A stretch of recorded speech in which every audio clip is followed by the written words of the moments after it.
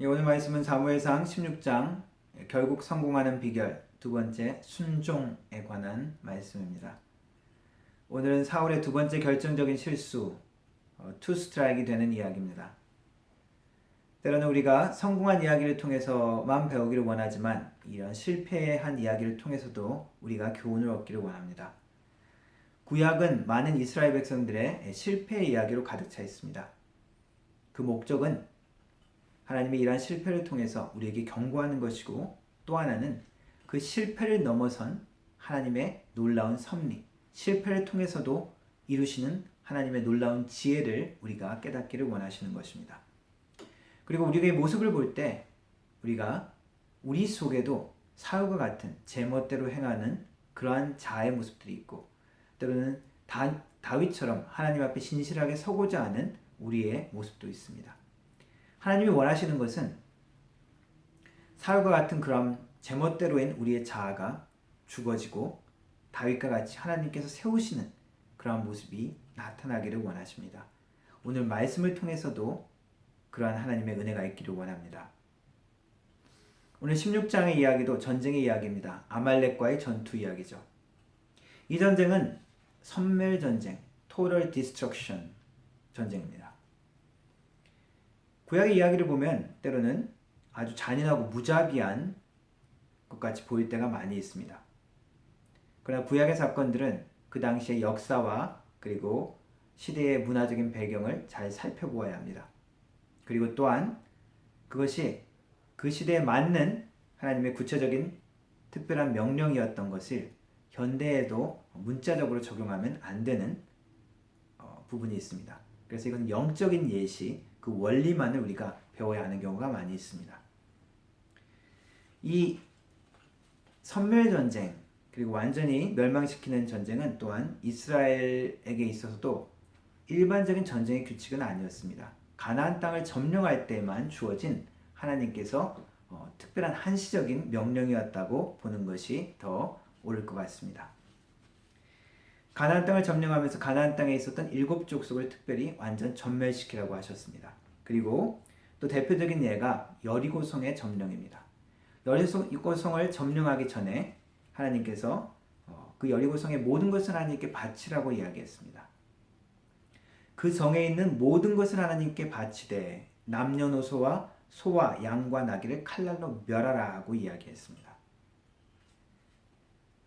여리고성은 이스라엘 백성들이 가나안 땅으로 들어가는 첫 번째 성이었습니다.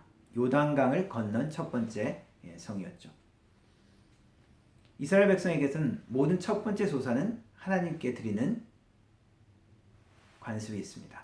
모든 것이 하나님의 것임을 고백하는 그러한 행위로 모든 곡식의 소산물도 첫 번째 것은 하나님께 드리고 자녀도 첫째 아들은 하나님께 드리는 그러한 의미가 있습니다. 또한 고대 전쟁에 있어서 아이와 여자들을 살려주는 것은 인도적인 이유라기보다도 전리품을 취하기 위한 목적이 더 강했다고 볼 수 있습니다. 여자와 아이의 생명을 더 귀중하게 여기는 것은 현대인에게 더 익숙한 개념이죠. 전쟁 포로가 되는 것은 때로는 죽는 것보다 더 고통스러운 경우도 많이 있었습니다. 이 전멸 전쟁은 특수하고 그리고 한정된 경우에 행해졌습니다. 어떤 보복이나 심각한 위협을 줄 때 사용되어졌죠. 이스라엘 백성에게 있어서도 이것은 마찬가지였습니다. 특별히 이스라엘 백성에게 하나님께서 이러한 전멸 전쟁을 명하신 이유는 첫 번째는 이 죄에 대한 심판이었습니다. 죄에 대한 심판을 하나님께서 직접 행하시는 경우도 많이 있죠.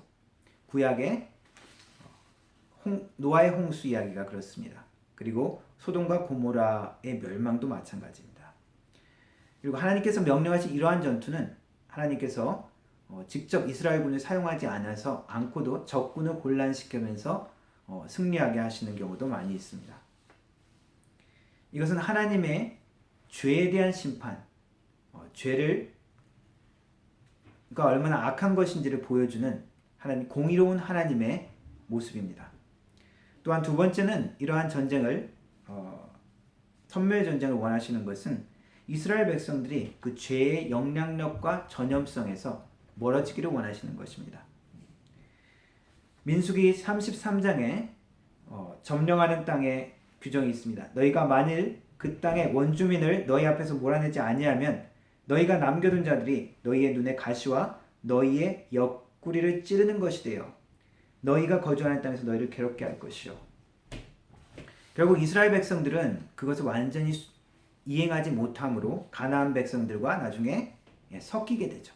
그러면서 가나안 족속들이 행했던 가증스러운 우상 숭배를 하게 되고 결국 남유다, 북이스라엘이 하나님께 멸망당하는 사건도 있습니다. 그래서 하나님은 이러한 죄에 대해서 멀리하라는 의미에서 죄를 철저히 끊어버리라는 의미에서 이러한 것을 명령하시기도 했습니다. 이처럼 아말렉과의 전쟁도 하나님께서 구체적으로 명령하신 전쟁이었습니다. 사울은 이러한 하나님의 명령을 수행하는 그리고 하나님의 공의를 시행하는 이 귀중한 기회를 놓쳐버리는 것이죠. 아말렉은 이스라엘이 이집트를 나올 때 연약하고 지치고 힘들었을 때 아이와 노인과 그러한 연약한 자를 공격했던 그러한 악한 비겁한 죄를 저질렀습니다. 그때 연기됐던 심판을 이스라엘 사울 왕을 통해서 하나님은 행하기를 원하셨습니다. 그러나 사울 왕은 이 기회를 놓치고 말았습니다. 사울 왕의 실패가 우리에게는 성공의 지혜로 다가오기를 원합니다. 사울 왕의 놓친 것, 첫 번째 것은 하나님의 말씀을 잘 듣고 순종하는 것을 놓쳤습니다. 우리 특별히 개신교인들은 하나님의 말씀의 중심을 강조합니다. 우리 예수님도 말씀이라고 표현되죠. 그런데 사울은 외형과 형식을 아주 중요시한 사람이었습니다. 블레셋과의 전쟁 전에 반드시 하나님 앞에 번제를 드려야 된다라고 해서 사무엘이 기다리지 못하고 자기가 번제를 드렸죠. 또한 블레셋과의 전투 장면을 자세히 읽어보면 전쟁 상황에서 금식을 명하고 그것을 행하는 장면이 있습니다. 그런데 이 금식을 선포하는 것 대단히 신앙적인 것 같고 대단한 각오를 보여주는 행동 같지만 무모한 결정이었고 어리석은 결정이었죠.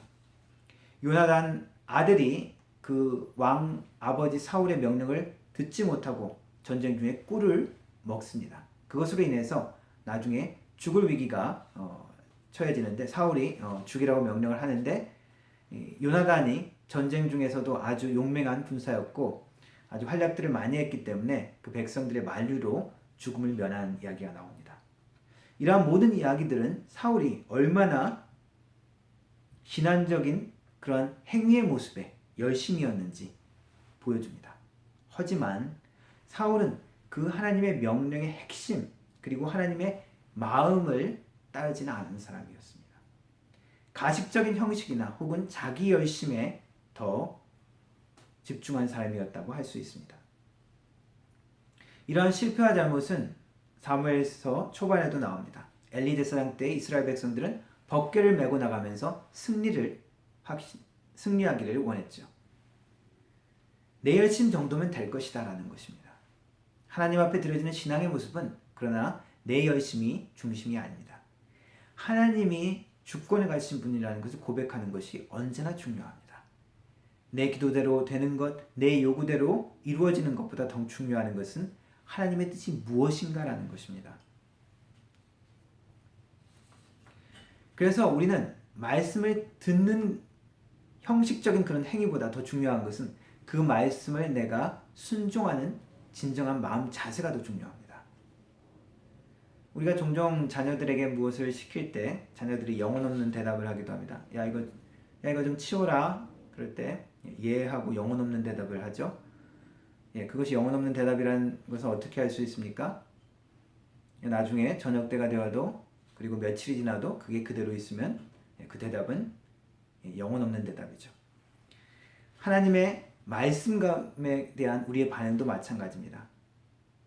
그 앞에서는 우리가 아멘으로 대답을 했을지라도 그 말씀을 우리가 받을 때는 말씀을 듣고 읽는 행위에서는 우리가 열심히 읽지 몰라도 직접 그것을 내 삶에 내 마음에 순종하는 것으로는 우리가 담아내지 못하는 경우입니다. 우리가 온라인으로 예배를 드리든지 혹은 모여서 예배 드릴 때도 마찬가지입니다. 형식을 통해서 우리가 이루어야 할 것은 진정 우리가 하나님 앞에 드려지는 마음, 그리고 실제 하나님 앞에 드려지는 순종이죠. 모여서 드리든지 우리가 온라인으로 드리든지 우리가 하나님이 진정 우리에게 원하시는 것은 이 말씀을 통해서 우리의 삶의 행위가 하나님이 원하시는 대로 따라가고자 하는 그러한 실질적인 순종으로 연결되는 것입니다. 말씀에 귀 기울여 진정으로 순종하는 것이 정말 중요합니다. 내 열심이나 내 자기 만족이 아니라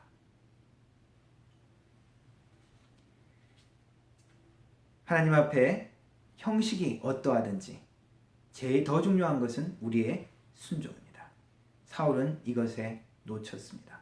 그래서 하나님의 일들을 이루지 못했습니다. 두 번째 우리가 사울의 모습 가운데 우리가 살펴봐야 할 것은 돌이키는 것입니다. 회개하고 돌이키는 것. 아주 중요합니다. 네이비실의 승리의 비결이라는 책에 부제가 익스트림 오너십으로 나와 있습니다. 극한의 오너십이라고 해석될 수 있죠. 자신과 관련된 모든 일에 책임의식을 갖는 것. 한마디로 얘기하면 남 탓하지 않고 변명하지 않는 것. 성공이든 실패든 그 모든 책임을 자기가 가지는 것입니다. 이 사울의 심각한 문제는 죄에 대한 모습들이 드러났을 때 거기에 대한 그의 반응입니다. 사무엘이 이야기를 합니다. 아니 당신이 하나님의 명령을 수행했다고 하는데 지금 양과 소의 이 소리가 들리는데 이건 지금 어떻게 된 거예요? 사울이 대답하죠. 병사들이 아말렉을 치고 나서 당신의 하나님, 내 하나님도 아니에요. 당신의 하나님 여호와께 드리려고 가장 좋은 소와 말은 이렇게 보관해놨습니다. 사무엘이 어떻게 대답합니까? 그때 그 얘기를 듣자마자 듣기 싫었는지 스탑! 영어로 스탑! 잠잠하시오, 그만하시오 라고 이야기하면서 다시 한번 이야기를 하죠. 사울이 또 변명을 합니다. 나는 실로 여호와에게 명령을 순종했습니다. 다 행했습니다. 다만 군사들이 무리들이 전리품으로 가져온 것 중에 좋은 것은 하나님께 드리려고 그랬습니다. 하나님께 드리고 싶으면 자기가 갖고 있는 것 중에 귀한 것을 드리면 됩니다. 근데 아말렉을 공격하면서 아말렉의 모든 것을 하나님께 드려야 되는데 거기에서 좋은 것을 뺄 필요가 없죠. 어차피 그것은 다 하나님의 것이기 때문에. 사울의 변명은 첫 번째 잘못했을 때도 이 두 번째 잘못했을 때도 똑같은 패턴으로 나타납니다. 자신이 제멋대로 제사를 지내는 것. 그의 변명이 무엇입니까? 백성들이 흩어지고 사무엘 당신 선지자 당신이 빨리 오지 않지 않았습니까? 사무엘이 잘못했다라는 것이죠. 한편으로 살펴보면 그렇게 우리가 생각될 수 있습니다. 이 사무엘 선지자가 조금만 빨리 왔으면 됐는데 사울은 하나님의 기다림의 시험과 도전을 실패한 것이죠. 사무엘이 늦게 온 것이 잘못이 아닙니다. 이 사울의 책임을 회피하는 것, 이 아말렉 전투에서도 마찬가지죠. 자기의 이름은 쏙 빼고 병사들이, 무리들이 그렇게 했다라고 변명을 합니다. 선악과를 먹었을 때 아담에게 하나님께서 나타났을 때 하나님께서 묻습니다. 네가 행한 일이 무엇이냐? 아담의 대답이 무엇입니까? 하나님께서 나에게 주신 여자가 먹으라고 해서 그랬습니다. 모든 원인을 거슬러 가면 하나님이 원인이라는 것이죠. 결정론적인 이야기를 하다 보면 모든 것이 다 결정되어 있다. 창조주로부터 모든 것이 결정되어 있다라고 이야기하는 사람도 있습니다. 그러나 이 과학적인 원리에서도 그런 결정론을 이야기하다가 현대에 와서 불확정성의 원리라는 것이 있습니다. 빛이 파동인지 입자인지 그것을 관찰하기 시작했을 때 그 움직임이 달라지는 이상한 현상을 보면서 불확정성의 원리를 과학자들도 이야기하기 시작합니다. 그런데 하나님께서 인간을 만들 때 모든 것이 결정된 것처럼 그렇게 인간에게는 하지 않으셨습니다. 동물에게는 책임이 없습니다. 그러나 사람은 하나님께서 스스로 결정하시고 행하시는 것처럼 사람도 하나님의 이미지를 닮은 사람도 스스로 결정할 수 있는 존재로, 스스로 책임질 수 있는 존재로 만드셨습니다. 우리 누구나 방어 심리가 있죠. 어떤 잘못을 지적하면 인정하지 않을 때가 많이 있습니다. 아무리 옳은 지적이라도 우리가 잘못된 방법을 지적하기도 하고, 혹은 신뢰와 책임, 사랑의 관계로 연결되어 있지 않으면 오히려 관계를 망치기도 합니다. 그리고 상대방의 구체적인 상황이나 어려움을 우리가 이해하지 못해서 오해하거나 잘못 판단하기도 쉽죠.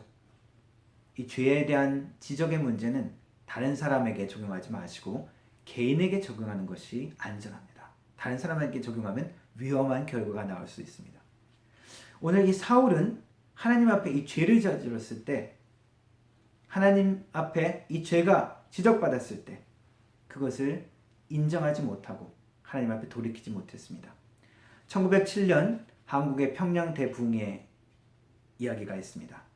그 부흥의 시작은 공개적인 회개의 간증으로 알려져 있습니다.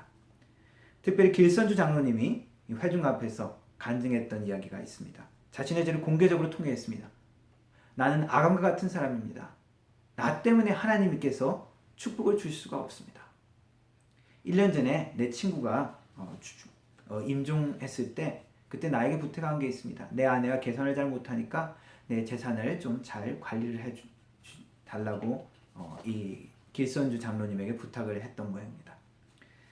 내가 잘 할 테니까 걱정하지 말라고 그 친구에게 말을 해주었지만 나중에 자기가 그 미망인의 재산을 관리하면서 돈의 일부를 자기가 착취했다는 것을 고백합니다. 나는 하나님의 일을 방해했습니다. 내가 그 아감과 같은 자입니다. 내일 아침에 그 돈을 전액 내가 민망인에게 돌려주겠습니다 하고 자기가 솔직하게 정직하게 회중들 앞에서 그것을 고백합니다. 이렇게 예기치 않은 그 잘못을 인정하고 한 고백을 통해서 거기에 모인 많은 사람들이 하나님께 마음을 열기 시작합니다.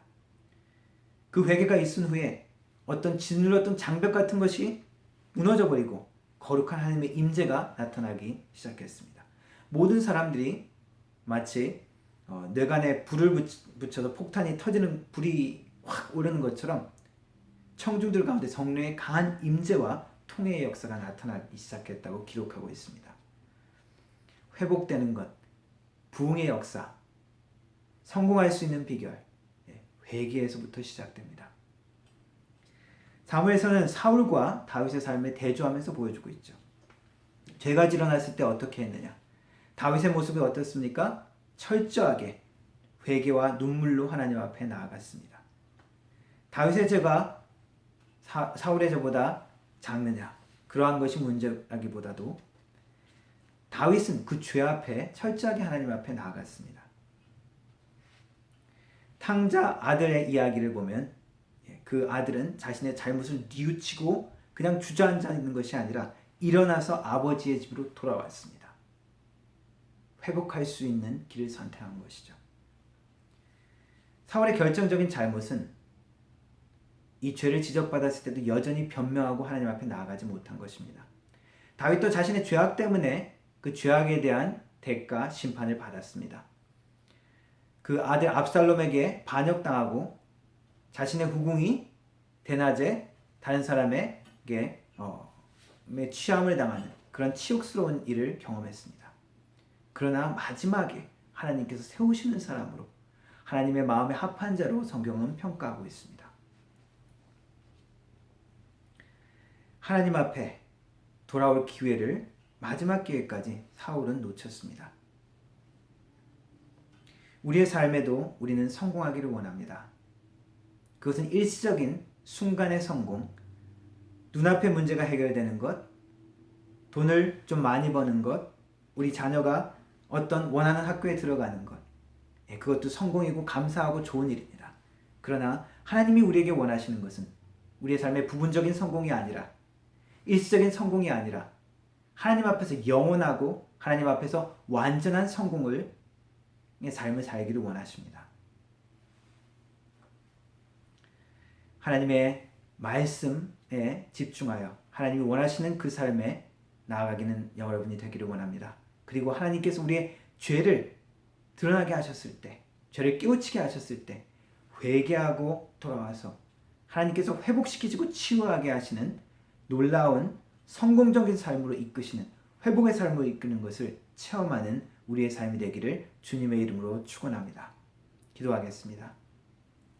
하나님 감사합니다. 우리를 하나님 백성 삼으시고 하나님의 말씀으로 날마다 인도하셔서 하나님의 온전한 축복을 누리기 원하심을 인하여 감사를 드립니다.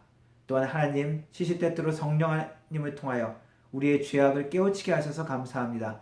그것을 통하여 우리가 회복받게 하시고 치유받게 하시고 새롭게 하나님의 은혜를 체험하는, 그래서 하나님이 기뻐하시는 하나님의 자녀로 살아갈 수 있도록 도와주시옵소서.